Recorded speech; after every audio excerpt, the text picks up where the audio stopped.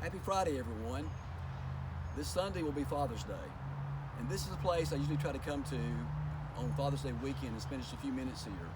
This is the Fowler family burial plot in Maple Hill Cemetery that my dad and his family bought many years ago. In fact, these trees here that are planted, these dogwood trees, I remember my dad planted those and they were just young saplings. Although this is not my usual place to practice what I'm going to talk to you about for just a few minutes, it is a good example of that. So for just a second or two, listen.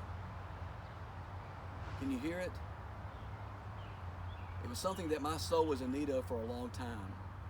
I didn't realize it. Silence. A quiet place. I was so into what was going on with my schedule and my list that I forgot about simply spending time with just being with myself and with my God.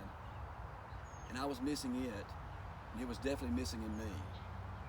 Quiet time with God is something that we as followers of Jesus all need. In fact, Jesus himself knew that it was important for anyone that wanted to be close to the Heavenly Father to spend quiet time with him. He was a prime example. In fact, in the Gospels, over and over again, you'll see where Jesus left and he went to a deserted place, a solitary place, a wilderness, and last but not least, a quiet place. I think it's interesting that the shortest gospel, the book of Mark, that he spends several times in that gospel talking about Jesus and his spending time with God or in quiet times with God. The book of Mark is sometimes called the gospel in a hurry. I think the expression at once or immediately is used over 30 times in the book of Mark. And yet, several times in his gospel, he will stop and he will talk about where Jesus is spending away time to be with his Father. In fact, a prime example of that is in the first chapter of the book of Mark, where in that first chapter, Mark talks about a typical day in the life of Jesus, and it's just cram-packed with all kinds of activities and events. But in the middle of that chapter, in Mark chapter 1, verse 35, it says this: Jesus got up in the middle of the night, left the house, and went off to a solitary place where he prayed.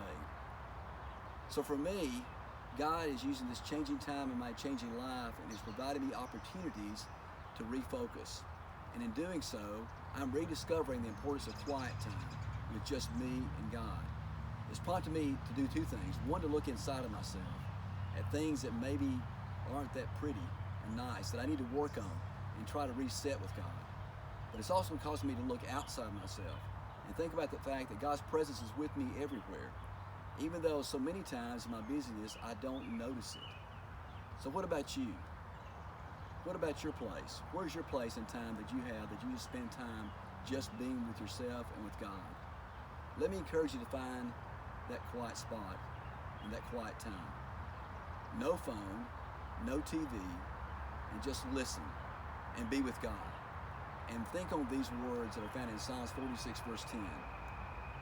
Be still and know that I am God. God bless you all.